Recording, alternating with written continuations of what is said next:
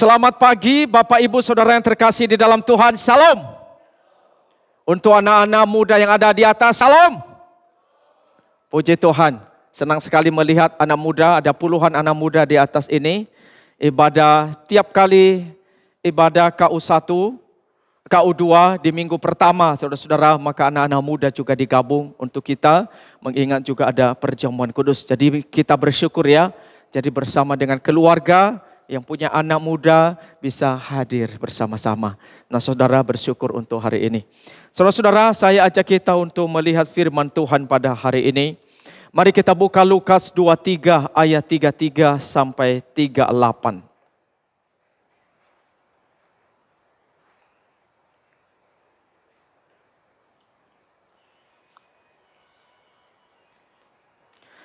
Saudara-saudara, firman Tuhan ini saya akan bacakan. Saudara bisa mengikuti di dalam Alkitab saudara atau di gadget HP saudara masing-masing. Dan silakan saudara boleh mengikutinya, membacanya di dalam hati. Saya akan bacakan dari sini. Demikian firman Tuhan dalam Lukas 23 mulai ayat 33. Yesus disalibkan. Ketika mereka sampai di tempat yang bernama Tengkorak, mereka menyalibkan Yesus di situ dan juga kedua orang penjahat itu, yang seorang di sebelah kanannya dan yang lain di sebelah kirinya. Yesus berkata, "Ya Bapa, ampunilah mereka, sebab mereka tidak tahu apa yang mereka perbuat." Dan mereka membuang undi untuk membagi pakaiannya. Orang banyak berdiri di situ dan melihat semuanya. Pemimpin-pemimpin mengejek dia, katanya, "Orang lain ia selamatkan, biarlah sekarang ia menyelamatkan dirinya sendiri, jika ia adalah Mesias, orang yang dipilih Allah." Juga prajurit-prajurit mengolok-olokkan dia. Mereka mengunjukkan anggur asam kepadanya dan berkata, "Jika engkau adalah raja orang Yahudi, selamatkanlah dirimu." Ada juga tulisan di atas kepalanya, "Inilah raja orang Yahudi."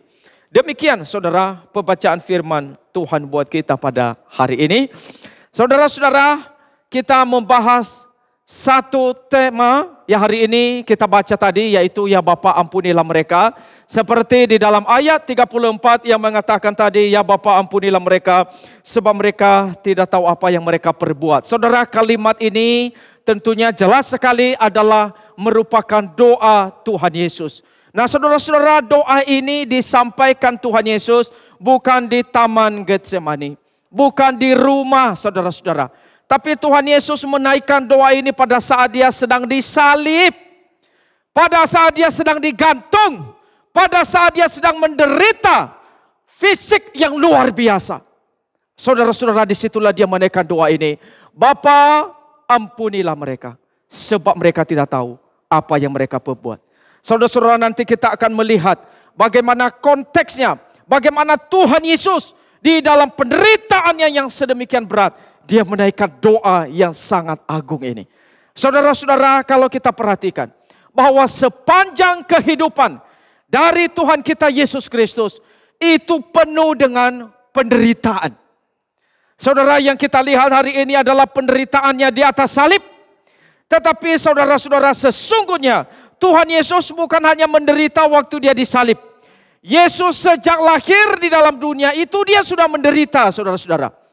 Karena ketika dia datang ke dalam dunia, dia melimit dirinya, rela dirinya dibatasi. Saudara, sesungguhnya dia sebenarnya anak Allah yang maha kuasa. Dia tinggal di sorga bersama dengan Bapanya, penuh kemuliaan. Tidak ada penghinaan di sana, tidak ada dosa. Yang ada kemuliaan, yang ada kekudusan, yang ada kebesaran. Tetapi ketika hadir di dalam dunia, saudara perhatikan, Kristus bahkan lahirnya saja itu di kandang, dibaringkan di dalam palungan yang bau, makanan hewan, tempat makanan hewan. Saudara, ini perendahan diri yang sangat-sangat rendah. Saudara-saudara, kalau kita lihat Kristus mula-mula pertama kali hadir waktu berinkarnasi, begitu menderita.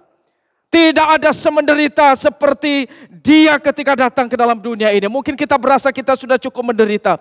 Tapi Kristus jauh lebih menderita. Karena dia ada anak Allah datang ke dalam dunia. Menderita luar biasa saudara-saudara. Akhirnya dia mengalami apa itu kelelahan. Apa itu haus. Apa itu tidur dan sebagainya. Semua serba terbatas. Dan dia hidup di dalam keluarga miskin. Hari ini banyak orang hidup berkelimpahan. Tapi Kristus miskin. Sampai akhir hidupnya pun tidak ada tempat meletakkan kepalanya. Begitu menderita. Saudara-saudara, kalau kita lihat. Kristus seorang yang penuh dengan penderitaan. Dan kalau saudara perhatikan. Ketika dia datang ke dalam dunia ini. Harusnya orang menyambutnya saudara-saudara. Harusnya orang menerimanya. Tapi waktu dia lahir, sejak lahir saja sudah ditolak. Tidak ada tempat bagi dia. Ketika dia melayani saudara-saudara. Dia melayani orang-orang berdosa. Kalau kita lihat Kristus, satu-satunya manusia yang tidak berdosa. Dia tidak berdosa berbeda dengan kita saudara-saudara. Tetapi dia yang tidak berdosa hadir di tengah-tengah manusia yang berdosa.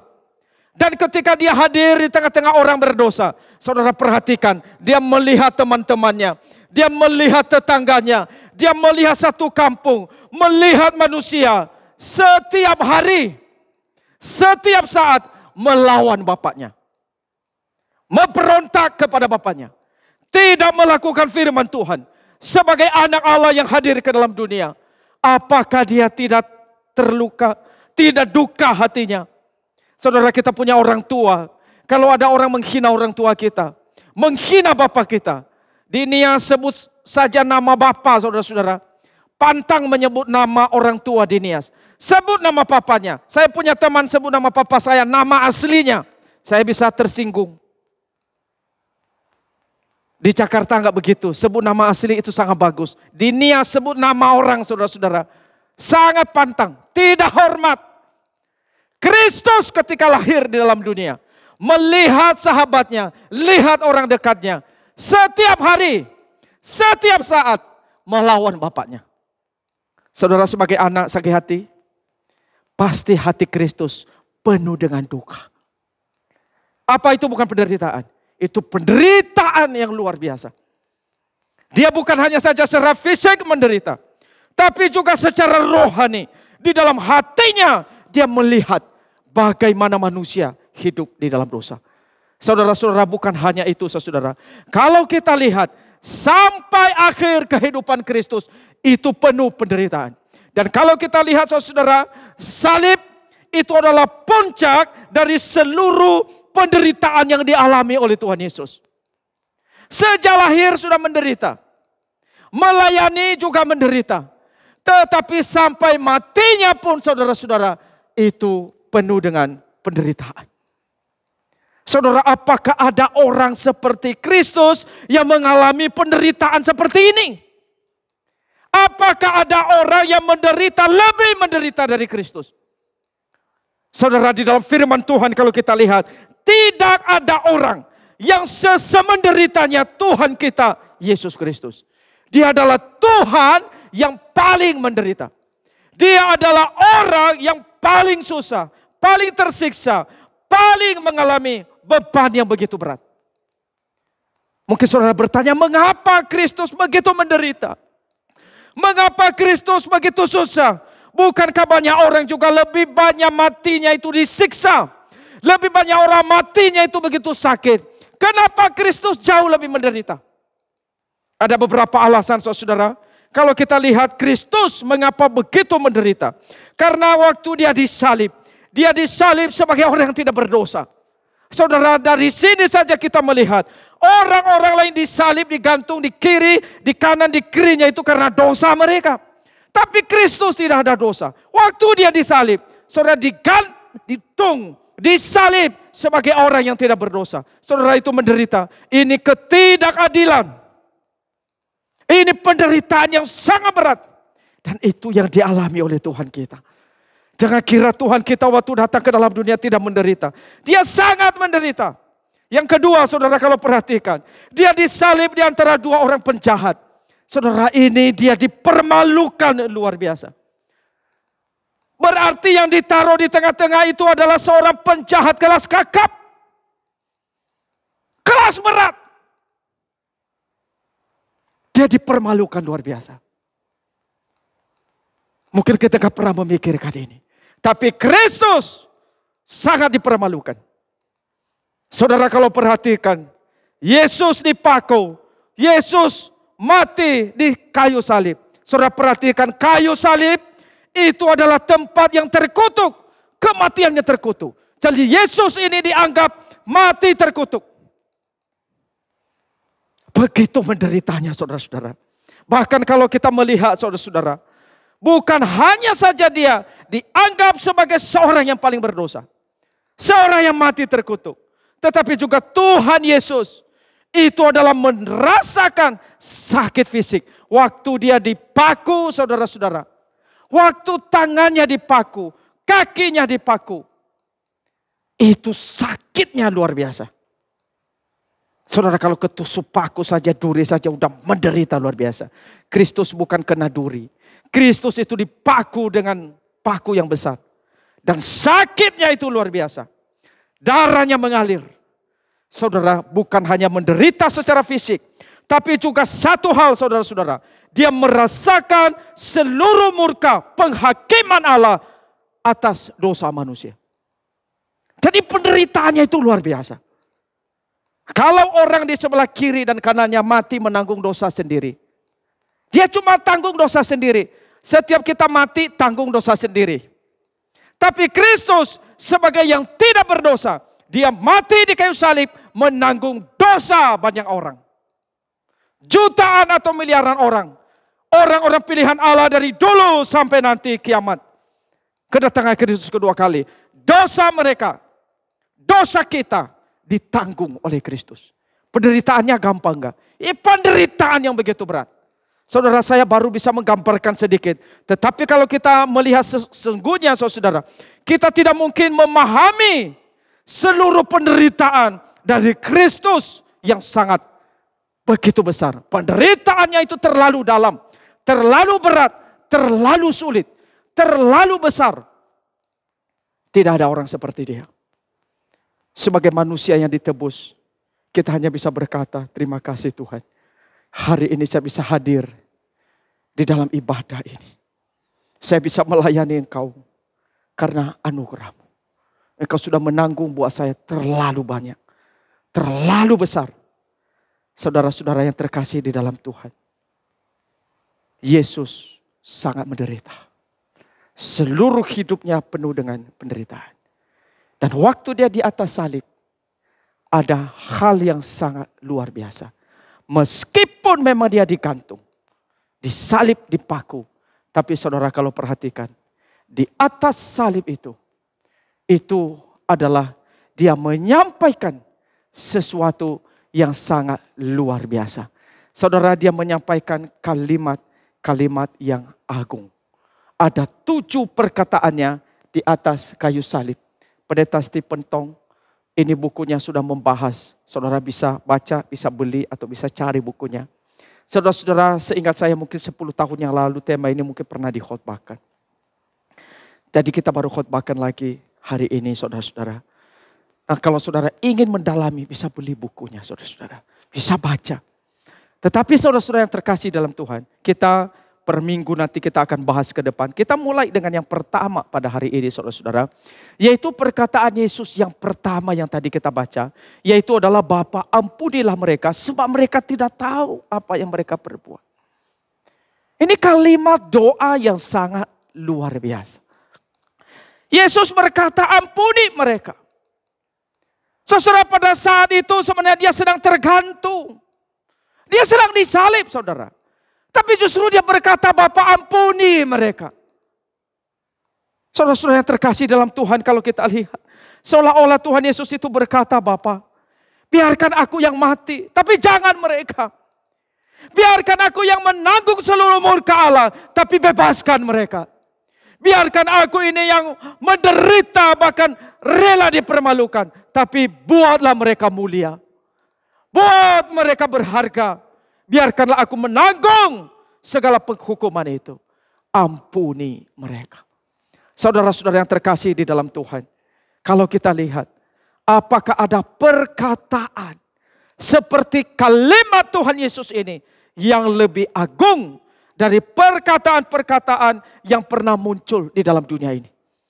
Saudara, Tuhan Yesus berkata, ampuni mereka. Saudara, kalau kita lihat, Tuhan Yesus di dalam doanya itu, sekaligus dia menyatakan, ini diriku. Aku berdoa, Bapa, ampuni mereka. Di saat aku tergantung ini, aku mau menjadi solusi bagi mereka. Ini hidupku yang kupersembahkan. Sebagai korban penebusan, aku mohon ampuni mereka. Dia bukan hanya berdoa syafaat untuk orang lain, tetapi dirinya sendiri sedang menjadi solusi bagi pergumulan kita. Kita mungkin banyak berdoa, belum tentu hidup kita jadi solusi. Tapi Tuhan Yesus berdoa, hidupnya sekaligus menjadi solusi dari doa yang dipanjatkannya. Saudara, Tuhan kita Yesus Kristus sebagai Allah yang berdaulat, sebenarnya dia punya kuasa membalas musuhnya. Dia bisa hukum mereka, saudara-saudara. Tuhan bisa balas. Prajurit, imam-imam kepala, gampang Tuhan untuk menghukum mereka. Sangat gampang. Tapi Tuhan tidak lakukan. Dia tidak membalas mereka dengan kesalahan mereka.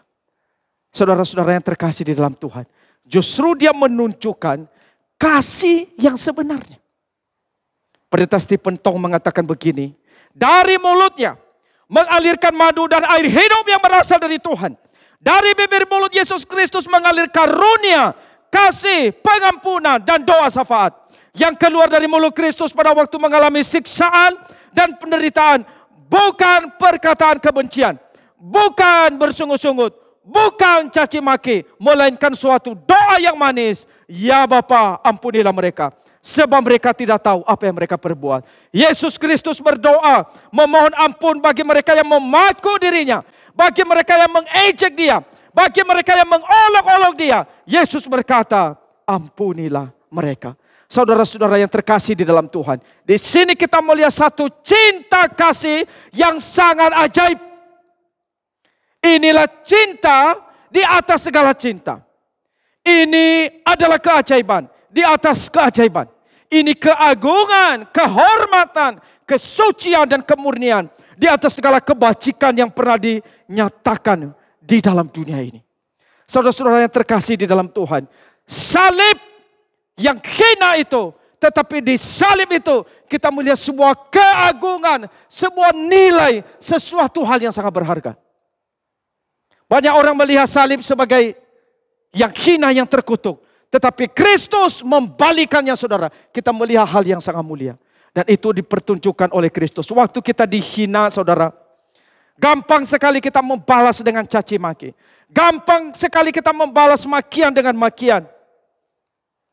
Orang yang memusuhi kita gampang sekali kita balas benci dengan benci. Mata ganti mata, gigi ganti gigi, saudara-saudara. Tapi Tuhan Yesus tidak melakukannya. Justru Yesus melakukan hal yang berbeda sekali, saudara.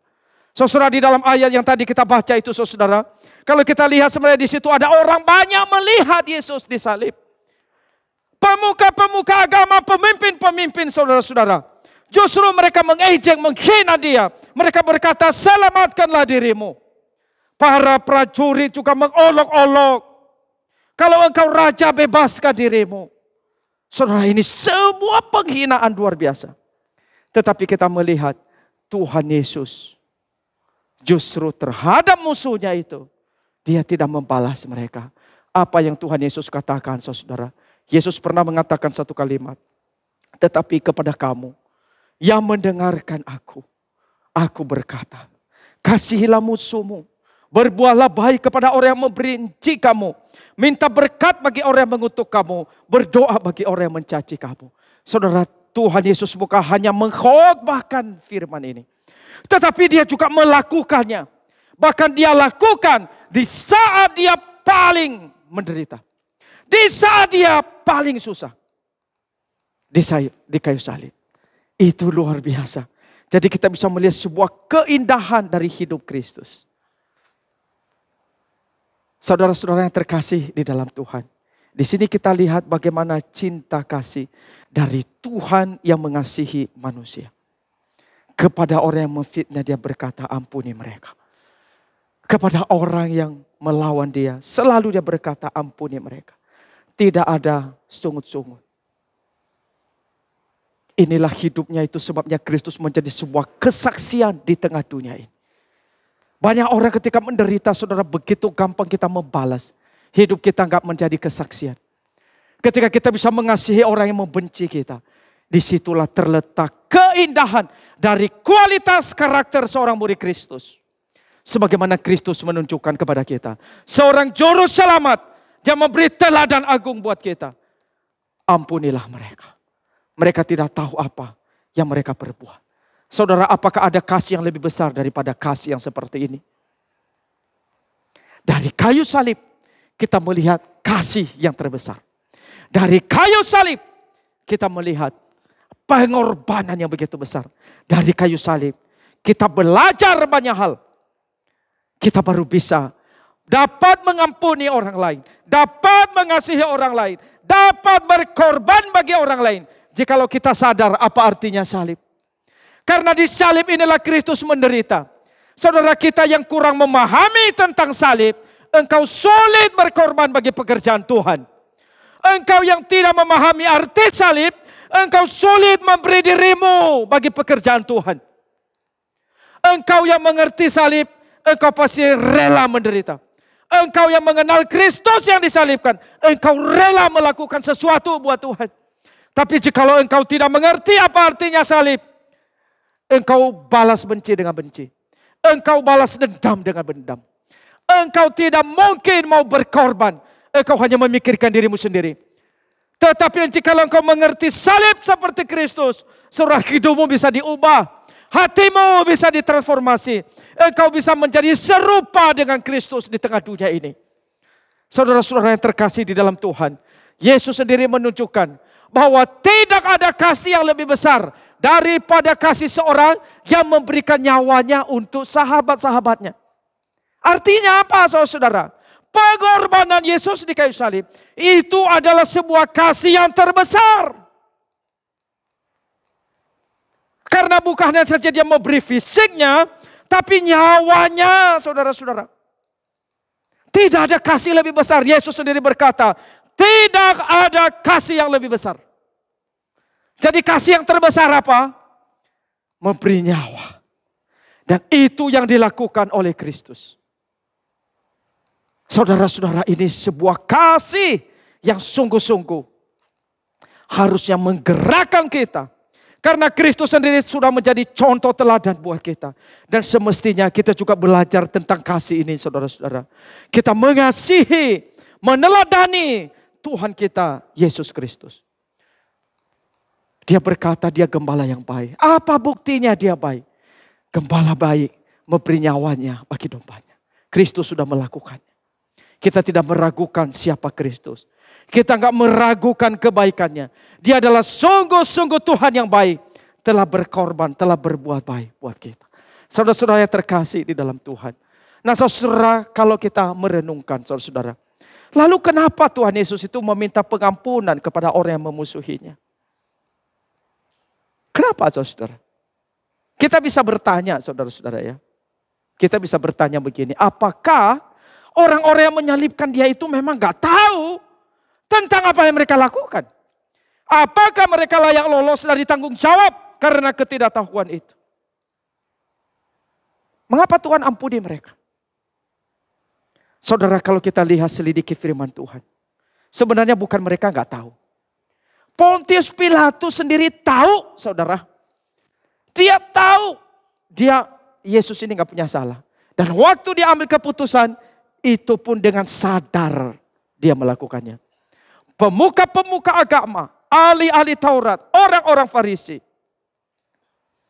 Mereka telah menetapkan Yesus sebagai target. Apakah itu di luar ketidaksadaran? Tidak. Mereka semua sadar. Yang disalibkan itu anak Allah.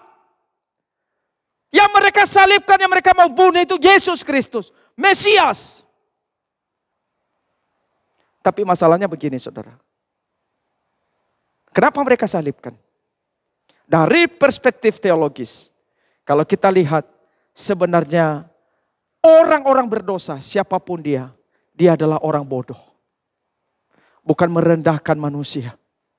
Tetapi saudara-saudara, di hadapan Tuhan posisi kita sebagai orang berdosa, kita orang bodoh.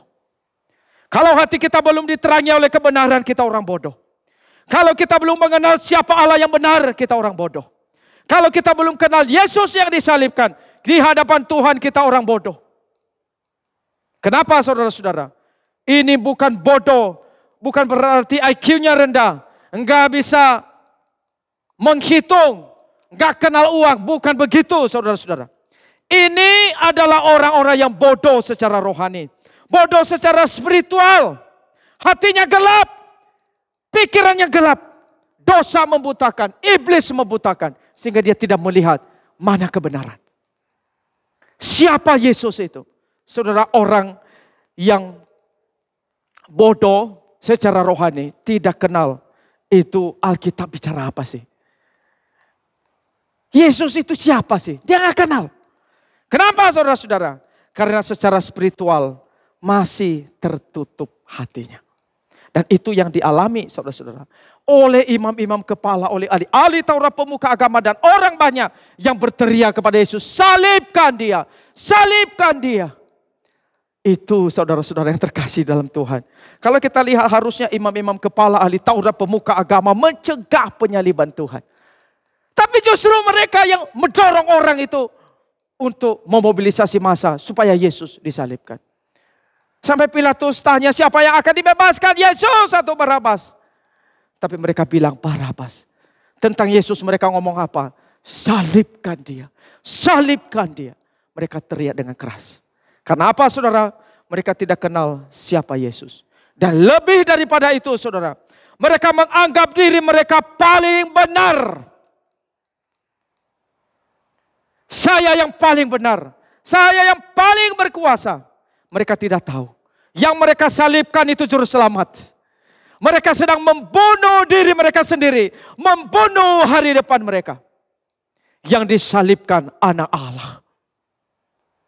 Betapa bodohnya. Dan berapa banyak orang di dalam dunia hari ini menghina Kristus. Tidak mau ikut Kristus. Kenapa saudara-saudara? Mereka belum kenal siapa Yesus yang mati itu. Saudara-saudara, inilah kehidupan daripada manusia. Saudara, saya tunjukkan ayat firman Tuhan. 1 Korintus 2 ayat 8 mengatakan, tidak ada penguasa dari dunia ini yang mengenalnya. Sebab kalau sekiranya mereka mengenalnya, mereka tidak menyalibkan Tuhan yang mulia. Ini firman Tuhan yang ngomong saudara. Petrus berkata, hai saudara-saudara, aku tahu bahwa kamu telah berbuat demikian. Yaitu menyalibkan Yesus. Karena apa? Karena ketidaktahuan. Sama seperti semua pemimpin kamu. Kenapa Tuhan mengasihi mereka? Karena Tuhan tahu mereka tidak mengerti. Orang-orang ini layak dikasihani. Itu yang dilakukan oleh Tuhan. Makanya Tuhan tidak balas dendam. Makanya saudara ya, kalau perhatikan, siapa orang yang bertobat setelah itu? Kalau saudara perhatikan, di samping kiri kanan Tuhan Yesus itu ada yang dua penjahat. Tetapi di kayu salib saudara, ketika mendengar Yesus begini, dia bertobat. Tuhan Yesus berkata, ampuni mereka. Orang ini diselamatkan. Siapa lagi? Ada kepala prajurit yang kemudian berkata, sungguh dia ini adalah anak Allah. Ketika Petrus berkhotbah saudara, 3.000 orang, termasuk yang salibkan Tuhan, termasuk yang teriak salibkan dia, bertobat. Ribuan orang akhirnya bertobat, kembali kepada Tuhan. Doa Tuhan Yesus, doa yang sangat agung, yang menunjukkan isi hatinya bagi manusia, saudara-saudara. Karena kalau kita lihat isi hati Kristus bagi dunia ini, saudara-saudara, yaitu adalah kalau kita perhatikan, isi hatinya itu pengampunan bagi orang berdosa. Pengampunan. Ucapan Yesus, doa syafaat itu, isi hatinya itu adalah supaya kita orang berdosa diampuni kesalahannya. Saudara-saudara yang terkasih dalam Tuhan, Lukas 23 ayat 34 ini, itu bukan doa yang sembarangan. Ini bukan seruan dengan sekedar pernyataan kasih dan pengampunan yang bisa dilakukan oleh siapa saja, saudara. Bukan demikian. Ini bukan doa yang juga sebuah permohonan yang tanpa dasar. Tidak demikian juga. Justru doa Tuhan Yesus ini adalah doa yang dia panjatkan sebagai imam besar kita. Sebagai perantara kita. Kepada Bapa di surga dia meminta, Bapa ampuni mereka. Saya mewakili mereka di hadapan-Mu. Sebagai perantara saya berdoa, ampuni mereka. Saudara-saudara, kita lihat Kristus sebagai imam besar agung kita menyempurnakan, menyelesaikan tentang karya pengorbanan di atas kayu salib demi keselamatan kita. Saudara, saya bacakan satu ayat di dalam Ibrani pasal 5 ayat 7 sampai 10. Demikian firman Tuhan. Dalam hidupnya sebagai manusia, ia telah mempersembahkan doa dan permohonan dengan ratap tangis dan keluhan kepada Dia yang sanggup menyelamatkannya dari maut. Dan karena kesalehannya, ia telah didengarkan. Dan sekalipun ia adalah anak, ia telah belajar menjadi taat dari apa yang telah dideritanya. Dan sesudah ia mencapai kesempurnaannya, ia menjadi pokok keselamatan yang abadi. Saudara, Yesus menjadi pokok keselamatan yang abadi. Kenapa, saudara-saudara? Bagi semua orang yang taat kepadanya, ia dipanggil sebagai imam besar oleh Allah. Menurut peraturan Melkisedek. Kenapa? Karena dia perantara kita. Dia menjalankan fungsinya sebagai imam besar. Dia memohonkan pengampunan atas kita. Supaya kita tidak dimurkai oleh Allah. Saudara, satu ayat lagi lebih jelas. Di dalam Yesaya pasal ke-53 ayat 10 mengatakan begini, saudara. Tuhan berkehendak meremukkan dia dengan kesakitan. Tuhan berkehendak agar Kristus disalib. Ini kehendak Tuhan. Kehendak Allah Bapa. Kristus harus disalib. Tetapi kemudian dikatakan, kenapa Allah Bapa rela anaknya mengalami kesakitan? Yaitu apabila Yesus menyerahkan dirinya sebagai korban penebus salah. Apabila Yesus disalib, apabila Yesus digantung, maka apa yang terjadi? Maka ia akan melihat keturunannya, umurnya akan lanjut. Apa artinya? Yaitu supaya orang-orang yang dipilih oleh Allah, umurnya akan lanjut, maksudnya dia mempunyai hidup yang kekal. Dia tidak binasa. Umurnya lanjut berarti dia akan hidup selama-lamanya. Dia memperoleh kehidupan. Saudara-saudara yang terkasih di dalam Tuhan. Inilah yang dialami oleh setiap kita yang mengalami cinta kasih Kristus. Makanya Yesus berkata, Bapa ampunilah mereka. Supaya apa? Supaya panjang umurnya. Supaya dia tidak mati binasa. Saudara-saudara, Yesus di atas kayu salib menggenapi seluruh kehendak Tuhan. Makanya dia layak menjadi juru selamat kita. Dia adalah anak Allah yang telah berkorban. Dan dia ingin pengampunan itu kita juga alami dalam kehidupan kita. Saudara-saudara, firman Tuhan hari ini, satu firman yang perlu kita renungkan. Kalau Kristus sudah berkorban kepada kita sedemikian rupa, maka saya ingin bertanya kepada kita. Saudara dan saya. Saudara yang mendengarkan firman Tuhan ini. Balasan apakah yang engkau ingin berikan kepada Tuhan? Saya ajak saudara untuk merenungkan. Apa yang menjadi balasan saudara? Kepada Kristus. Respon saudara apa? Sambil kita masuk di dalam perjamuan kudus pada hari ini.